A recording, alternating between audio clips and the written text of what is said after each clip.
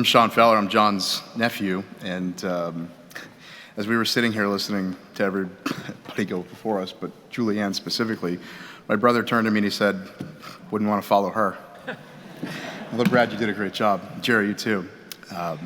When Nancy asked me to speak, I first started thinking about what I would say. And I thought about a great day spent here in Atlanta, going to the Coke Museum, Turner Field then, and then going to the airport and riding the train all the way around and stopping underneath the turnaround, which was great for a teenager then. And then I started thinking more and more about my uncle, and I thought about all the time he spent taking pictures of all of us, and that he never not had his camera. He photographed my wedding, which was great.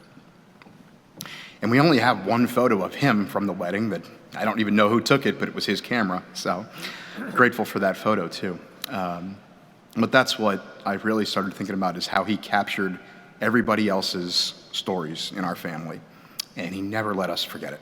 So.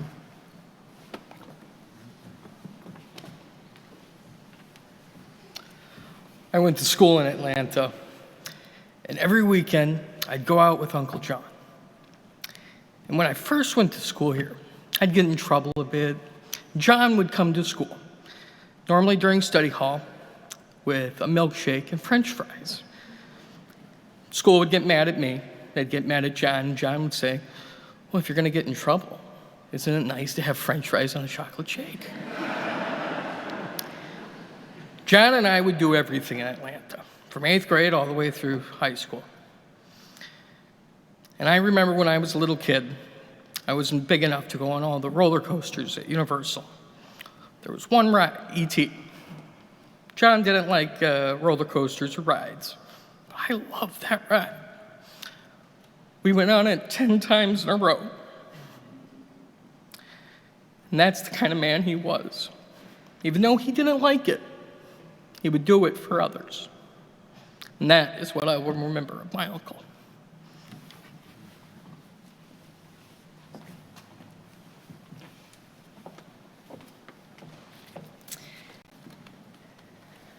One way I can describe Uncle John is that he is someone you'd want to name your kid after. So we did.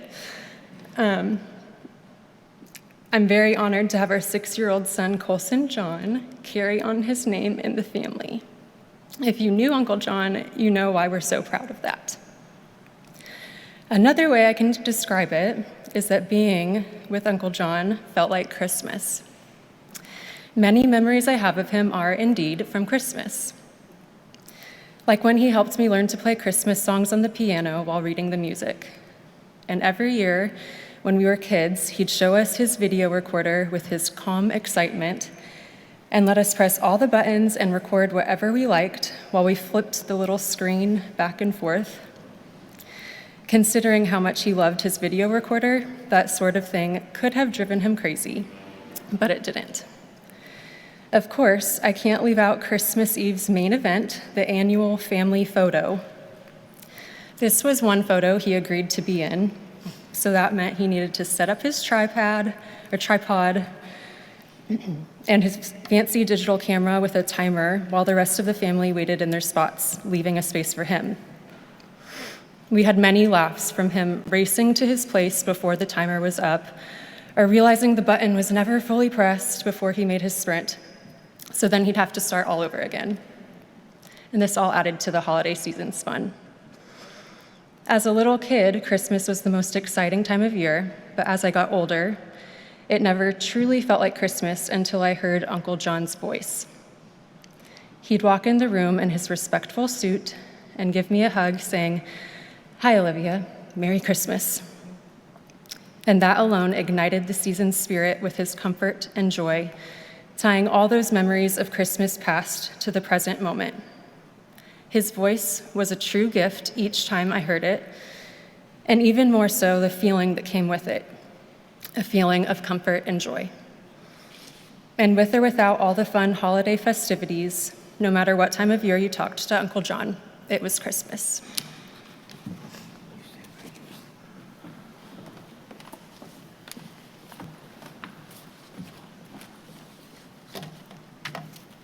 Hello, my name is Melissa Brock, and I am part of John and Nancy's Michigan family.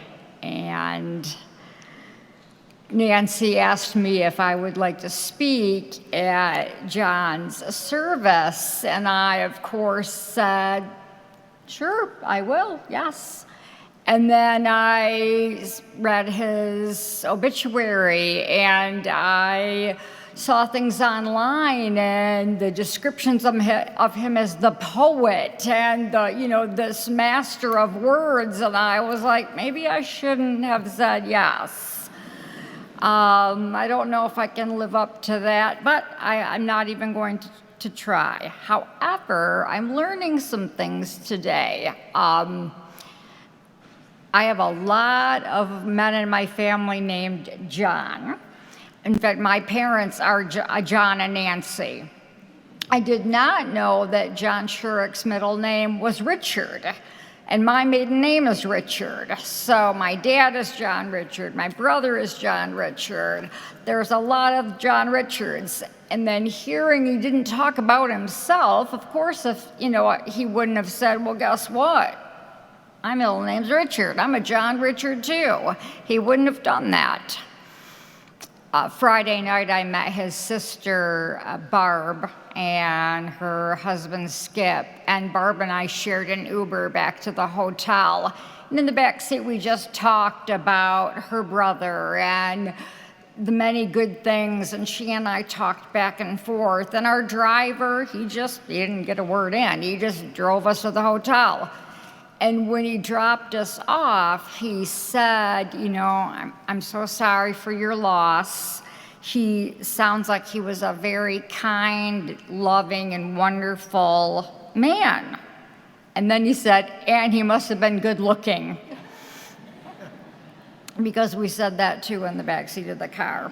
So this morning we had brunch at the Silver Skillet, and where John was fairly famous, I think. And when we left, Nancy said to my mom, Nancy, and me, what would John say right now? And we had to think for a second, but then we said, it's a glorious day.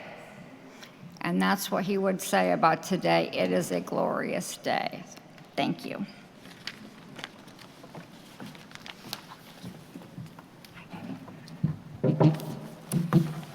To round out the nieces and nephews, Camilla and I wanted to read a quote about our Uncle John. What is success? To laugh often and much. To win the respect of intelligent people. And the affection of children. To earn the appreciation of honest critics and endure the betrayal of false friends. To appreciate beauty, to find the best in others, to leave the world a bit better. Whether by a healthy child, a garden patch, or a redeemed social condition. To know even on one life has breathed. Easier because you have lived. This is to have success. This is to have succeeded.